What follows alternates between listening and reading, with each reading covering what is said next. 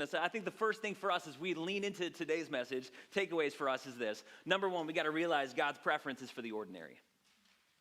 God's preference is for the ordinary. If you've ever thought, I'm not sure that I'm all that special, I don't know what I actually bring to the table, I don't know what I have what it takes to actually make a real difference here, you're in really good company. Because Jesus picks unschooled, ordinary people to be a part of his world-changing mission. That's who he picks. In fact, this is a theme throughout the entire Bible here. Moses, the guy that God chose to lead his people, 1 million plus people out of slavery in the land of Egypt, into becoming the people of God. At one point when God's calling him into this assignment, he looks at God and says, pardon your servant, Lord, but I've never been eloquent. I'm slow of speech. In fact, he looks at God and says, don't pick me. I'm the wrong guy. And God says, that's part of why I picked you. God actually calls him out and says, who made speech? Like, who even gave man the ability to be able to talk? Get back in the game.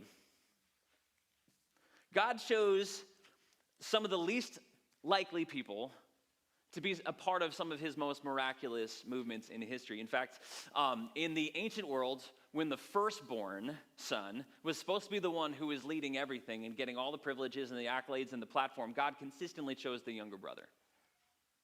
He chose guys like Jacob and Joseph and David. When women had value and status only if they had kids in the ancient world, God consistently worked with women who could not bear children to be some of the spearheads of the movement of the people of God moving forward. Like, God chose a young boy. When Jesus was doing his miracles, there was a moment where 5,000 people were listening to Jesus and they all needed food. You know how Jesus decided to feed them? He chose a little boy with a small lunch.